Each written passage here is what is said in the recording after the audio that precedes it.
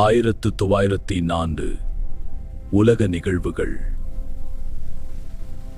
Russia Japanese வார். ஆசியாவில் power பிடிக்கும் முயற்சியில் கடும் போர் தொடங்கியது.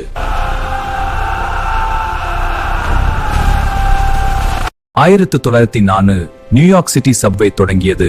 முதன்முறையாக மக்கள் தரையின் கீழ் பயணம் செய்ய ஆரம்பித்தார்கள்.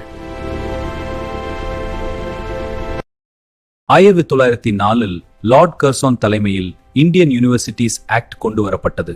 இந்த சட்டம் இந்திய பல்கலைக்கழகங்கள் மீது அரசின் கட்டுப்பாட்டை அதிகரித்தது. 1904 அக்டோபர் 2 இந்தியாவின் இரண்டாவது பிரதமரான லால் பகதூர் சாஸ்திரி பிறந்தார்.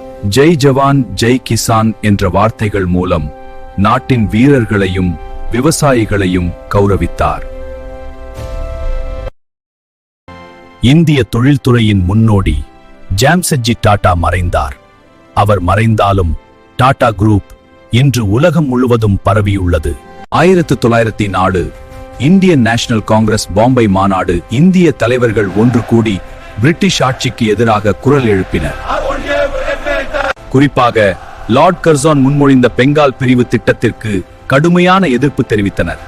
இது இந்திய சுதந்திர போராட்டத்தின் ஒரு முக்கியமான தொடக்கம். தமிழ்நாட்டின் மண்ணில் திருப்பூர் குமரன் பிறந்தார். ஈரோடு அருகிலுள்ள ஒரு சிறிய கிராமத்தில் சாதாரண மனிதராக பிறந்த இவர் பின்னர் சுதந்திர போராட்ட வீரராக உயர்ந்தார். அவர் அடிக்கப்பட்டாலும் கொடியை விடவில்லை, உயிர் போனாலும் தேசத்தை கைவிடவில்லை.